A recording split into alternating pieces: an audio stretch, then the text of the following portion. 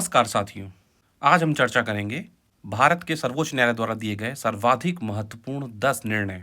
जब भी हम चर्चा करते हैं संविधान का रक्षक और उसके व्याख्याकार की, तो सुप्रीम कोर्ट या उच्चतम न्यायालय का नाम सबसे पहले लिया जाता है। सुप्रीम कोर्ट ने संविधान निर्माण के साथ ही अपने दायित्वों का निर्वहन सर्वाधिक ईमानदारी और कर्तव्य निष्ठता के साथ किया है। इसलिए इसके द्वारा दिए गए निर्णयों की चर्चा भी सर्वाधिक महत्वपूर्ण हो जाती है।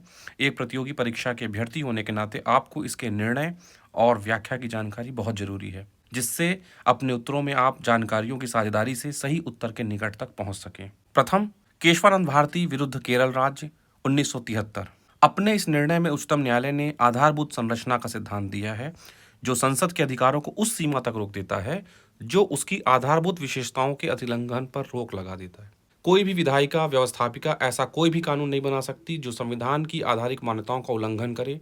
इन सब कानूनों का न्यायिक पुनरावलोकन संविधान के अनुच्छेद 13 के माध्यम से सर्वोच्च न्यायालय कर सकता है। न्यायालय से आशय है उच्च और उच्चतम दोनों न्यायालय, अर्थात हाई कोर्ट और सुप्रीम कोर्ट दोनों इसकी जुडिशियल रिव्यू कर सकते हैं। दूसरा, मेनका गांधी विरुद्ध भारत संघ 1978। इस केस में उच्चतम न्यायालय ने व्यक्तिगत स्वतंत्रता के अधिकार की व्याख्या स्वतंत्रता के मौलिक अधिकार के अंतर्गत अनुच्छेद 21 में की थी, अर्थात अनुच्छेद 21 के अंतर्गत आने वाली व्यक्तिगत स्वतंत्रता के अधिकार को विस्तृत कर दिया। उदाहरण के स्वरूप नींद लेने का अधिकार, स्वच्छ पर्यावरण का अधिकार और अंतर्राष्ट्रीय भ्रमण पर जाने का अधिकार इस केस के माध्यम से सुप्रीम कोर्ट ने व्याख्यायित कर दिया। तीसरा महत्वपूर्ण केस है इंदिरा गांधी विरुद्ध राजनारायण 1975। इस निर्णय में कोर्ट ने पारित किया कि संपत्ति का अधिकार कोई भी मौलिक अधिकार नहीं है और इसे संसद द्वारा संशोधित किया जा सकता है। इस प्रकार से संपत्ति का मौलिक अधिकार विधिक अधिकार बन गया है, जो अनुच्छेद 300A में है। चौथा, एम नागराज विरुद्ध भारत संघ 2006। इस निर्णय में माननीय न्यायालय ने संसद के निर्णय को मान्यता दी, जिसमें एससी और एसटीज के पदोन्नति में आरक्षण को विस्तृत किया गया था। हालांकि इसके साथ सर्वोच्च न्यायालय ने उन परिस्थितियों का भी जिक्र किया जो संघ और राज्य सरकारों को इसके लिए कानून बनाने के अधिकार के लिए कठिन बना देते हैं। विशेषतः इस निर्णय में 3 नियंत्रण दिए गए हैं। पहला है, राज्य को इस बात को सिद्ध करना होगा कि एससी और एसटी का प्रमोशन इनके पिछड़ेपन का कारण है। दूसरा है, यह भी सिद्ध करना होगा कि इन वर्गों का उचित प्रतिनिधित्व इस पोजीशन या सेवा में नहीं है। और तीसरा है, यह भी सिद्ध करना होगा कि इस प्रकार के आरक्षण से प्रशासकीय कार्यकुशलता में कोई भी कमी नहीं आएगी। उच्चतम न्यायालय के इंदिरा साहनी केस 1992 के निर्णय के साथ उन संशोधनों को भी शून्य कर दिया, जिससे अनुच्छेद 16(4) के अंतर्गत नियुक्ति, नियोजन का अधिकार, पदोन्नति का आरक्षण देने का अधिकार राज्य सरकारों को और केंद्र सरकार को प्राप्त था। अब 16(4)A और 16(4)B के तहत ऐसा होता है। 50% की सीलिंग अब भी लागू है, जिसे इंदिरा साहनी केस 1992 में निर्मित किया गया था।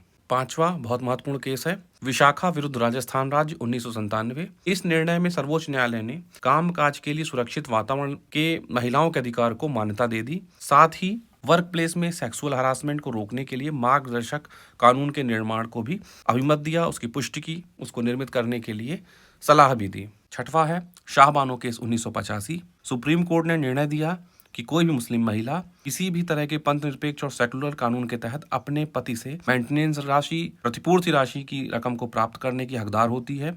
इसके अलावा कि यदि उसके पर्सनल लॉ के तहत उसकी कम्युनिटी के रूल कुछ अलग हों। सातवां, एडीएम जबलपुर विरुद्ध शिवाकांत शुक्ला 1976 का केस। 1976 में आपातकाल के दौरान सुप्रीम कोर्ट का एक फैसला इन संस्था के गौरवशाली इतिहास पर धब्बा है। ये फैसला था कि आपातकाल में जीवन का अधिकार निरस्त हो जाता है, क्योंकि नागरिकों के मौलिक अधिकार ही निरस्त हो जाते हैं। तब गिरफ्तार लोगों ने बंदी प्रत्यक्षीकरण की कई सारी याचिकाएं लगाई।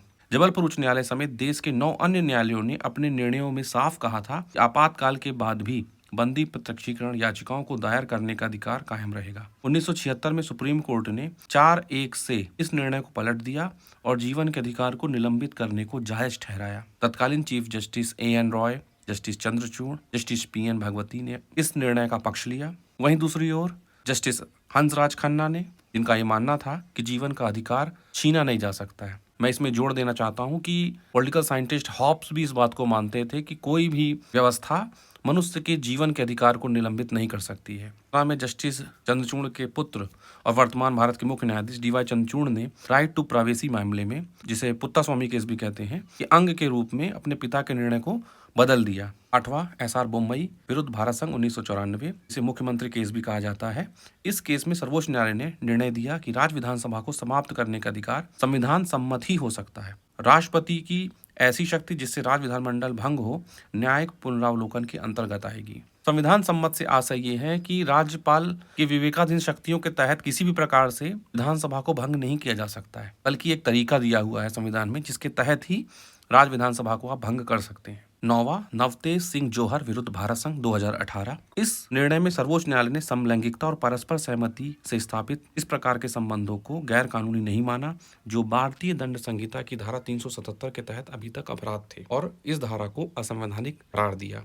मेरे द्वारा बार बार धारा और अनुच्छेद शब्द का उल्लेख किया जा रहा है। अनुच्छेद और धारा में क्या अंतर है? संविधान की क्रमशः पंक्तियां जिन अंकों के अधीन होती है उसे अनुच्छेद कहते हैं, और दूसरी ओर धारा अर्थात सेक्शन वे नियम होते हैं जिनसे मिलकर भारतीय दंड प्रक्रिया संहिता, भारतीय दंड संहिता इत्यादि का निर्माण होता है, इसे धारा कहते हैं। अंतिम 10वां तुकाराम विरुद्ध महाराष्ट्र राज्य 1978, सर्वोच्च न्यायालय ने इस निर्णय में मानवीय गरिमा के साथ जीवन जीने के अधिकार को मान्यता दी, साथ ही जीवन के अधिकार में जीविका के अधिकार को, भोजन के अधिकार को, निवास के अधिकार को भी संयोजित किया। ये सारे केस और निर्णय समकालीन परिस्थितियों के अनुकूल रहे हैं। प्रत्येक निर्णय समाज, संविधान और आवश्यकताओं के प्रतिरूप होते हैं, इसलिए इन्हें एजुकेशनल पर्पज में ही लिया जाना चाहिए, ना कि अपनी विचारधारा के रूप में। आशा है आपको वीडियो पसंद आया होगा। प्रस्तुति के संबंध में अपनी राय कमेंट बॉक्स में जरूर दें।